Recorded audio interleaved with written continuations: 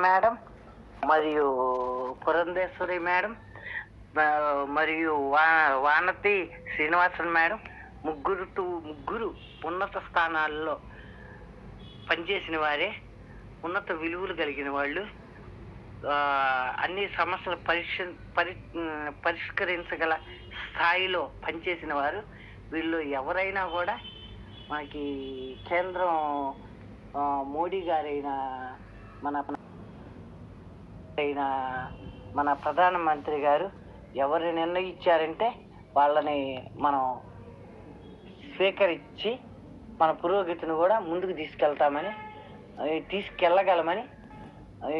తీసుకెళ్ళగలమని మన ఆలోచనగా భావించాలి అనేది మన ప్రజల ఆలోచనగా ఉండాలి, మన ఆలోచనగా ఉండాలి.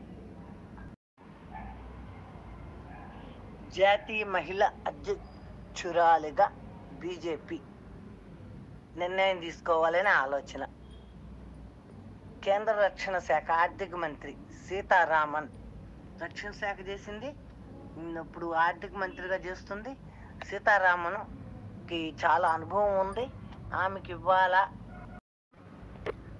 ఒక సేల్స్ మెన్ నుంచి ఒక ఆర్థిక మంత్రిగా ఆమె ఎదిగిందంటే ఆమె ఎన్ని కష్టాలు, ఎంత అనుభవం ఉంటుందండి మేడం దగ్గర.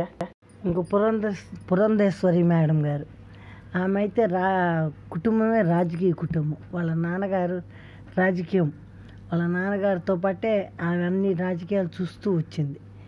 ఆమెకే అనుభవం ఉంది. ఆమె కూడా వాల్యుబుల్ పర్సనే. ఇంకా మేడం తమిళనాడులోని ఒక న్యాయవాదిగా ఉంటూ భారతీయ జనతా పార్టీలో పనిచేస్తూ పార్టీకి చాలా అనుకూలంగా మెలిగిన మనిషి.